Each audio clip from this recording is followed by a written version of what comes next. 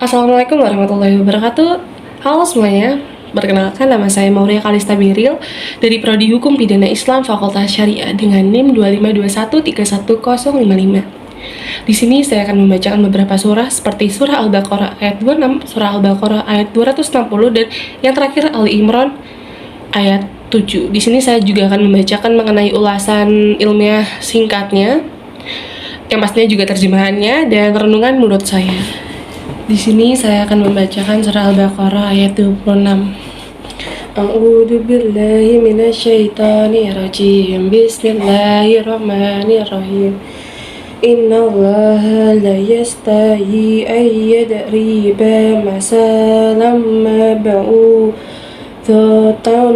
fama fawqaha fa amma ladina amanu faya'lamuna annahul haqqu min rabbihim wa ammal ladina kafaru fayaquluna madza aradallahu bihadza masalan yudillu bihi katsiran wa ya'di bihi katsiran wa ma yudillu bihi illal fasikin, yang artinya sesungguhnya Allah tidak segan membuat perumpamaan seekor nyamuk atau yang lebih kecil dari itu.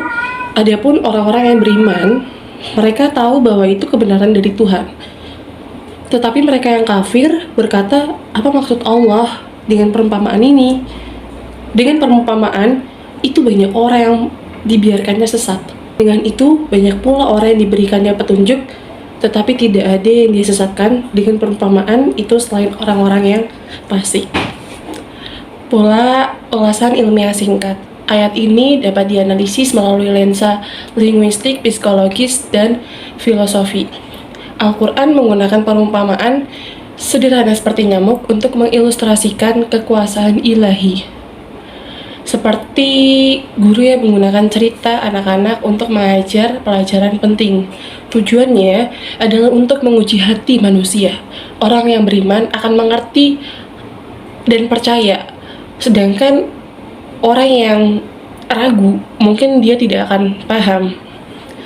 Lalu dari sisi bahasa atau linguistik itu, Al-Quran tuh pintar menggunakan kata-kata sederhana untuk menyampaikan pesan yang memiliki makna yang sangat berarti. Misalnya, membandingkan Allah dengan nyamuk membuat pelajaran mudah untuk diingat. Seperti saat kita menggunakan cerita lucu untuk mengingat pelajaran sekolah.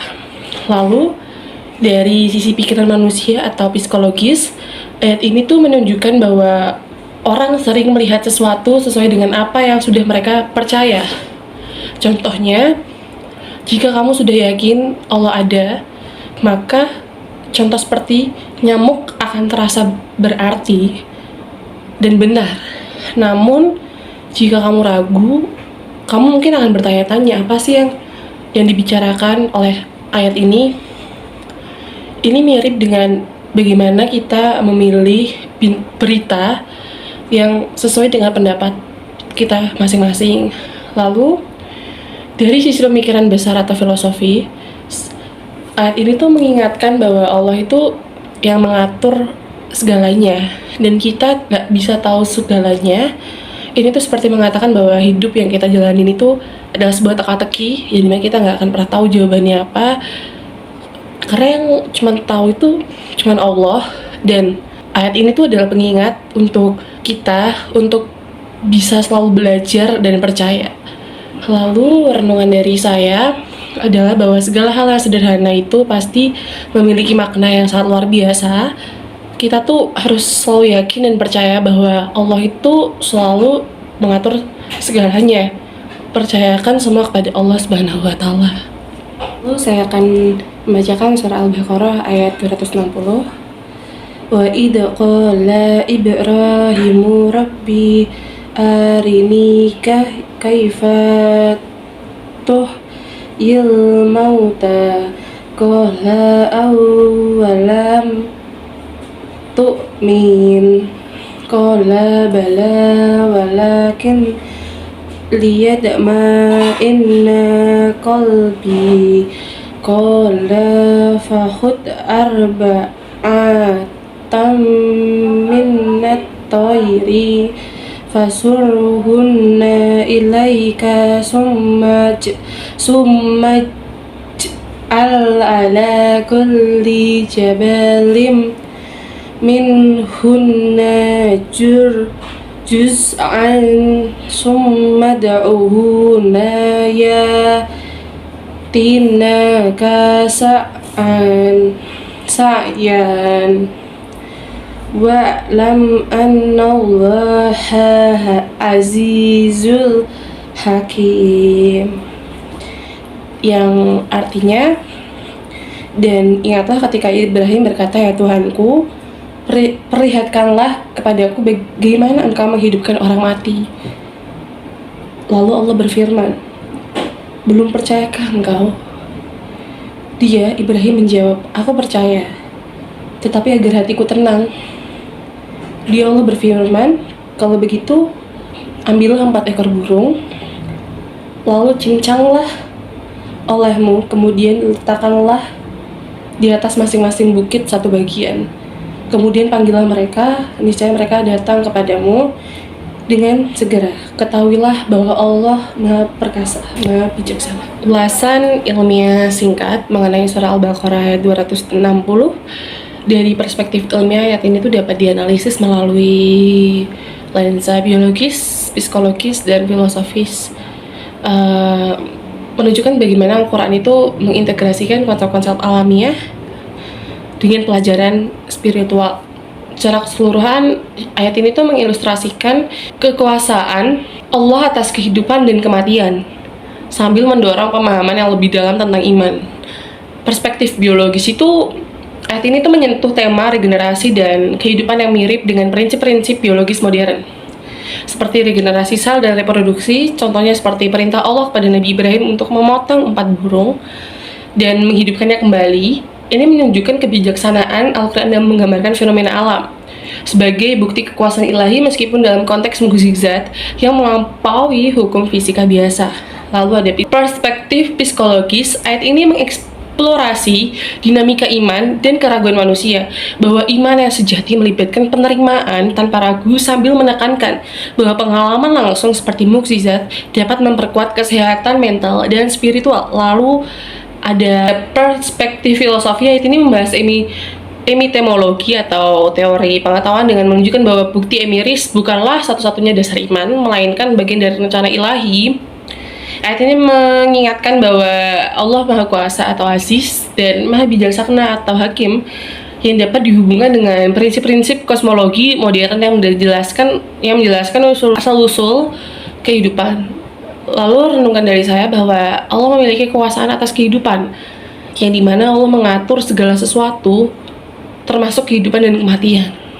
Di saat kita sedang menghadapi masalah besar seperti penyakit atau kehilangan yang rasanya sungguh sakit, apakah kita bisa sih langsung ingat bahwa Allah bisa menghidupkan harapan kita gitu? Lalu saya akan membacakan surah Ali Imran ayat 7. A'udzu billahi minasyaitonir rajim. Bismillahirrahmanirrahim.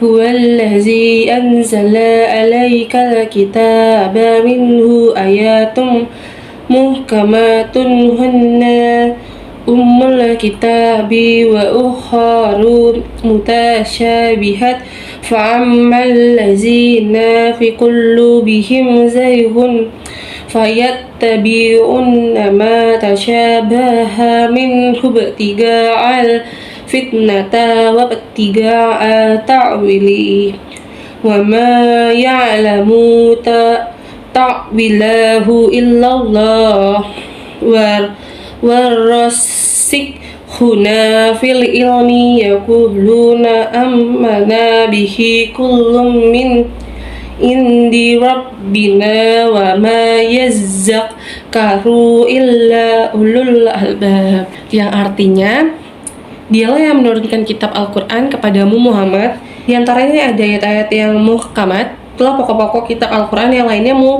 mutasyabihat.